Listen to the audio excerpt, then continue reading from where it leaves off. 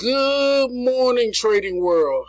It is May 12th, 2023, and this is my pre-market outlook and technical analysis for day trading the markets.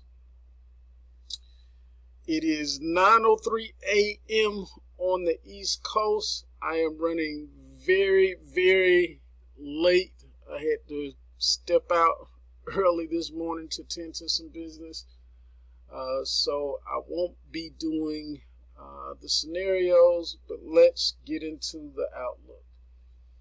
The title of today's outlook is The Bigger Picture. Today is all about the bigger picture. Not the song by Lil Baby, even though I really love that song, but the charts outside of intraday looks. Today and this week, it will really help by stepping back and looking at the bigger picture, or the 30,000 foot view. So let me start by backing out to a 1 year daily chart. And on the 1 year daily chart, the first thing that I notice is that we have a wedge pattern forming. As you can see, I have the top end of the wedge here, bottom end coming up here. And it looks like we're coming to a point where we're almost ready for a breakout. Now, I don't know if it happens today. I'm not sure if it happens tomorrow, but it is coming. Now, I forget the exact percentage, but I think when we have a rising wedge, I want to say it's like 66% of the time, we break to the downside on a rising wedge. But the key thing right now is we are not at the apex of the wedge, this area way over here where it gets really tight, where it's all but assured that we break out one way or the other. But we're headed there. So let's take a look at a couple of other things on this picture that we're looking at. The MACD has a negative momentum. We can see that by the histogram bars, the red histogram bars. I'll try to make it a little bigger here. But as you can see, we're moving down. We have the red histogram bars, so we have negative momentum going on. All right, so that is short-term bearish. But in the overall, we're still in a bullish or trend up mode because we're above the zero line on the MACD. But again, we're getting close to a point where this could change pretty soon.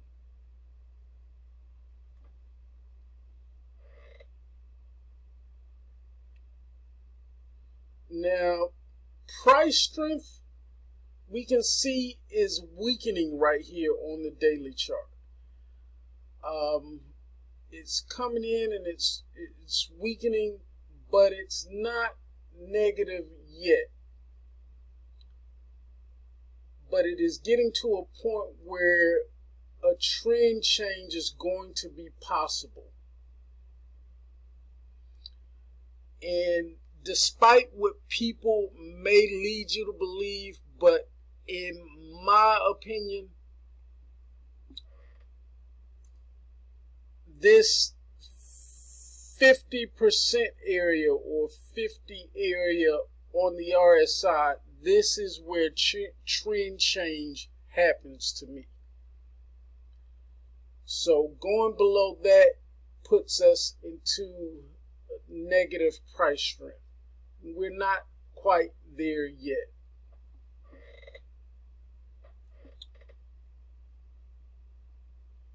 So looking at this, let's even go up a little higher. Let's go to the 3-year weekly. Now, on the weekly chart time frame, it has more clues for us right now. As we look at the same wedge pattern, the MACD on the weekly is still positive. So it just not too long ago, but it's positive, but barely. And we can see that we have positive momentum on the weekly.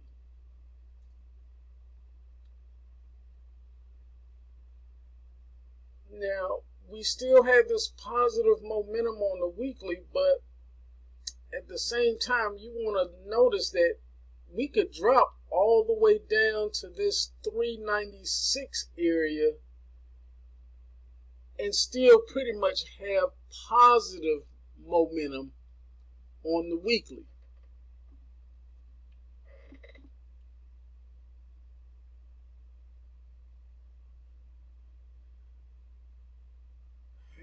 The other thing that stands out to me is that the MACD is flattening out.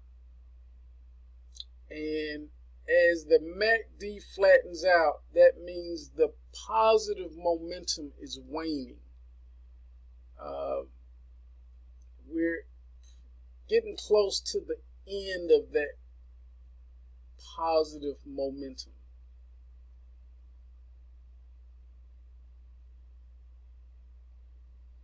So these are the last gasp of positive momentum.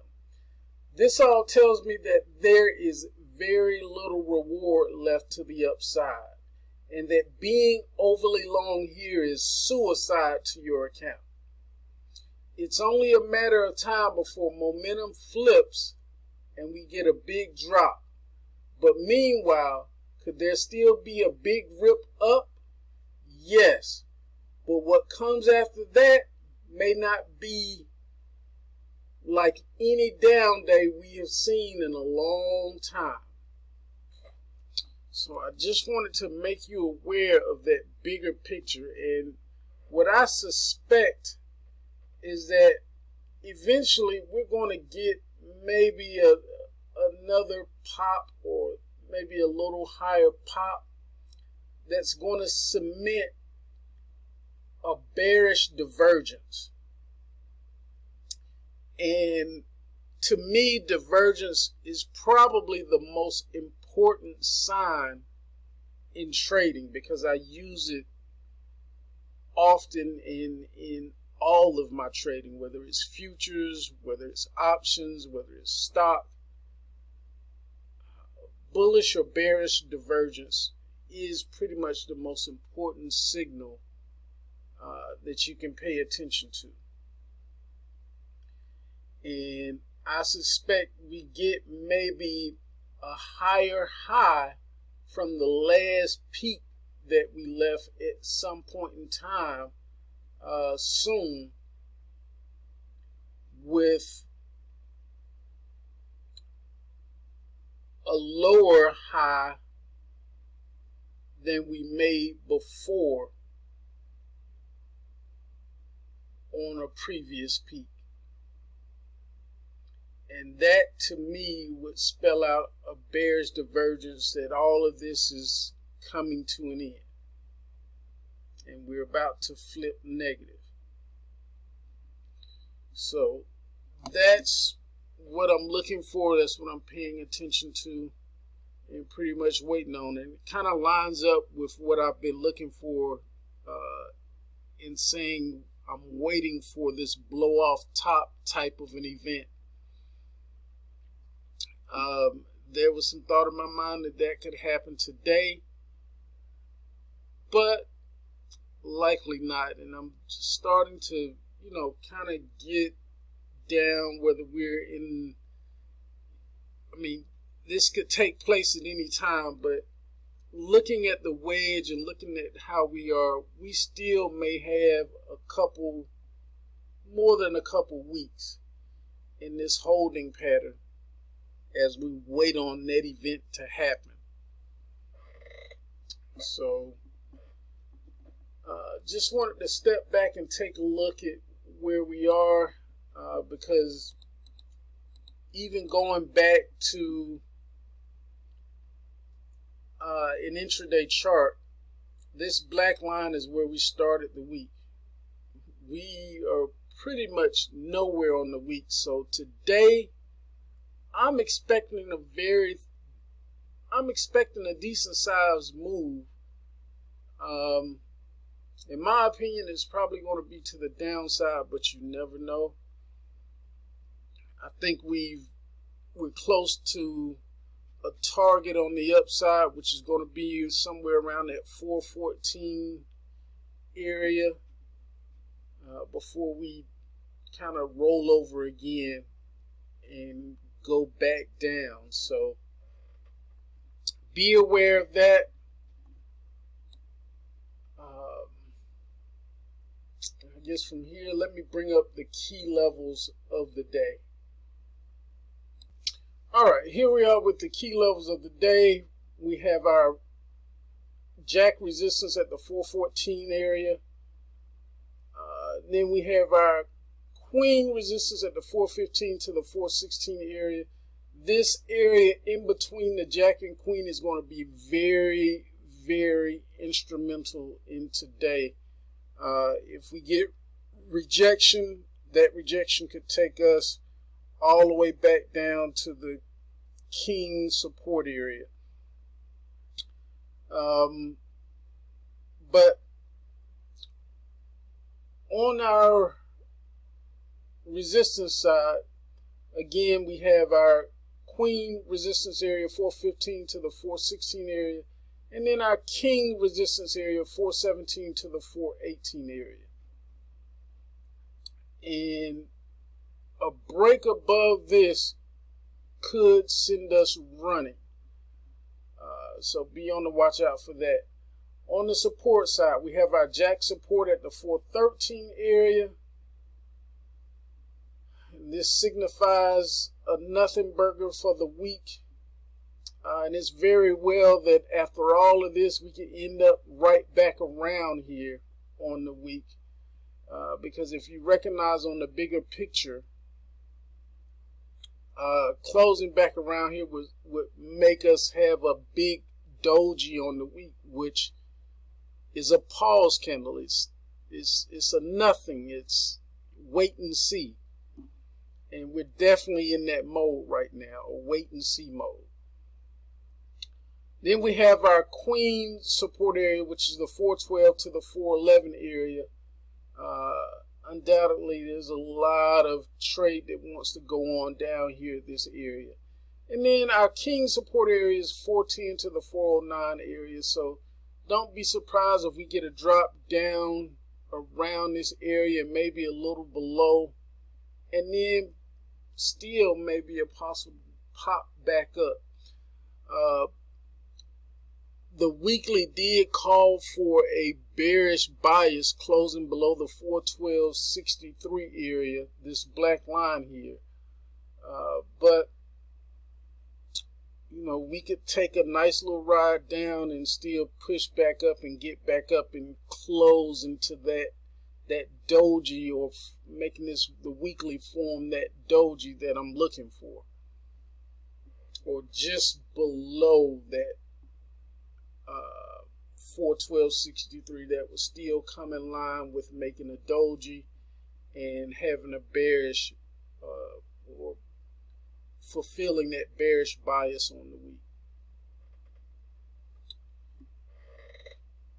The main thesis for today is bearish, closing below the 412.13 with a projected target low of between 412 and 409.